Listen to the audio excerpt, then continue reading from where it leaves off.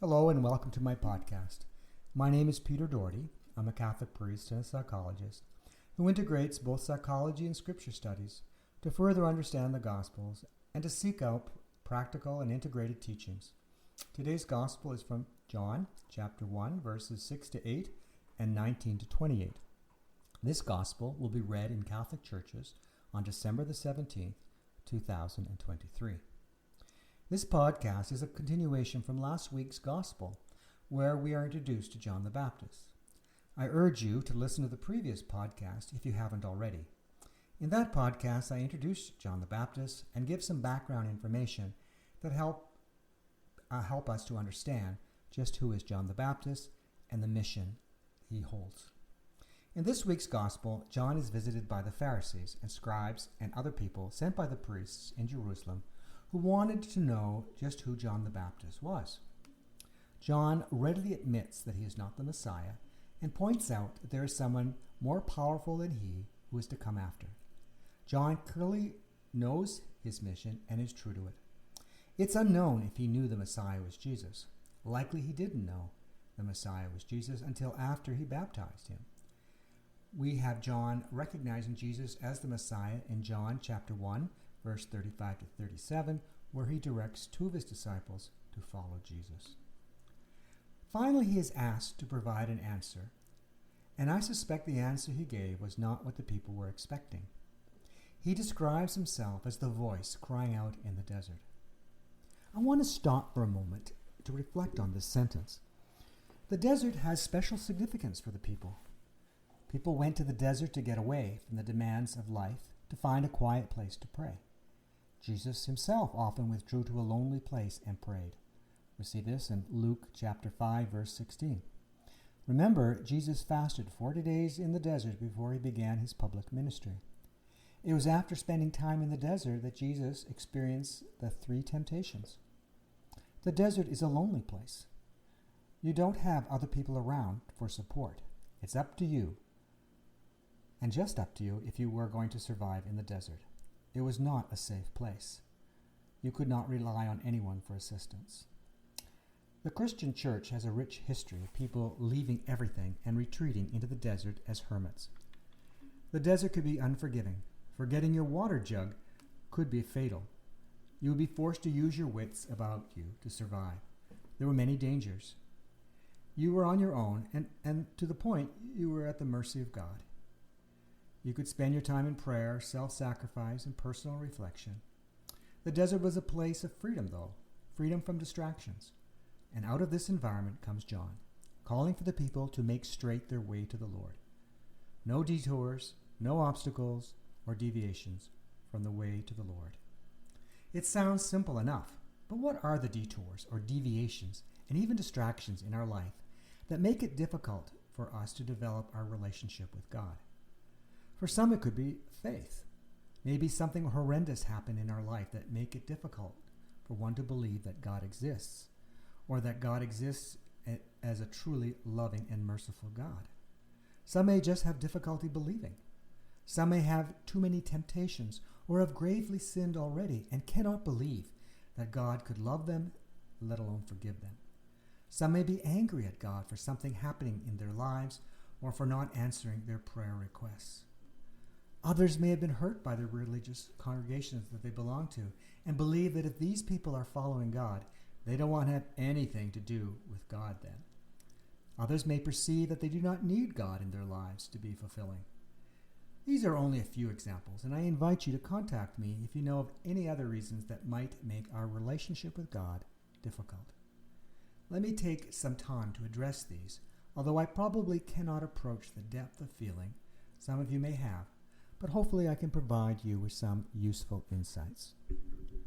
For those who are struggling with faith, please know that having questions and not fully buying into the teachings is part actually of an adult faith.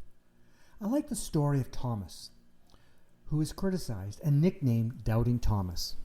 That's an unfair criticism, for he acknowledged his disbelief and was very specific about what he needed to believe. He had to be able to put his hands into the wounds of Jesus. He is a role model for every adult desiring a mature faith. Doubting is not necessarily a threat. I urge you to reflect on what you do need so you can develop your faith. I encourage people to pray for the eyes of faith to recognize when and where the Spirit is active in their lives. Pray for the ears of faith to hear the gentle whisperings of our God. I urge you to read 1 Kings chapter 19, verses 10 to 13. To give you the backstory, Elijah is expressing his frustration with his mission, and God offers to meet him. I won't do a spoiler alert, so you'll just have to read the passage. But trust me, it'll be worth it. Others may be angry at God. Let me assure you that God can handle your anger, and being angry at God is not itself a sin. Anger is not a sin. It is what we do with the anger that can lead us to sin. I urge you to look at the whole of your life, and if possible, try to be fair. How many times has God disappointed you? You might want to work with a spiritual director to help you see the times that God was there for you. Even in the rough times, can you see the hand of God in the crisis? We need to recognize that God's ways are not our ways. Do we abandon our faith when we experience a loss, even when that loss is devastating, confusing, and so painful? Do we forsake our faith because we do not understand? It's okay to feel hurt and angry at God. I recognize that we may not be totally healed from our wound, but some healing is possible. Don't forsake a chance at healing, especially when you need it. I've had people who felt they did not deserve God's love. They could not believe in a God, they could believe in God, but could not believe that he could love them. Either they had done something they believed was unforgivable, or they could not forgive someone who hurt them, or for who they are. I find it hard to understand. When I read the Gospels, it is so clear that Jesus never stops forgiving. Even on the cross, Jesus forgave his executioners when he said, "Forgive them, Lord, for they do not know what they are doing." Luke chapter 3, verse 34. Regardless of what you've done or haven't done, God forgives you and loves you. You may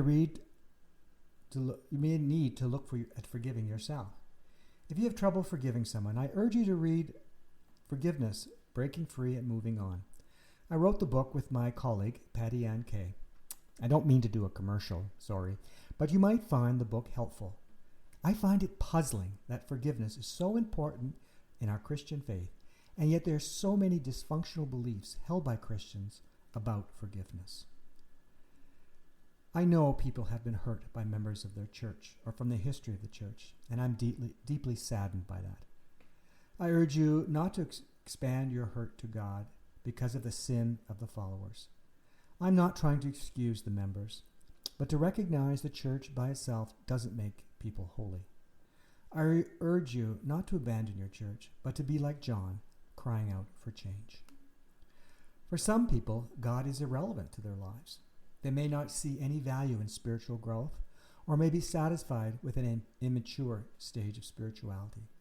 I urge you not to close the door. There are many types of spirituality that are all valid. I have dealt with many people who believe that they are not spiritual, but when speaking with them, they have a deep sense of the transcendence. It's not expressed in the traditional way, but they do have times of being in awe with questions about, is there more than just what I am experiencing? So let's heed the call from John to focus on what separates us from a vibrant faith, and let us have the courage to explore ways we can deepen our faith and make straight our paths. Thank you for listening. If this is the first time you've heard my podcast and you are interested in hearing more, I urge you to listen to my first podcast where I outline my approach. Every Sunday, I release a new podcast focusing on next week's gospel. I invite you to listen, and I hope the reflections are useful to you. You can also reach me by email. That's peter.doherty@gmail.com. So that's peter.doherty, DOHERTYOMI @gmail.com. If you have any questions or suggestions on how I can make this podcast more effective, please let me know. I appreciate the feedback. God bless, and wishing you the best.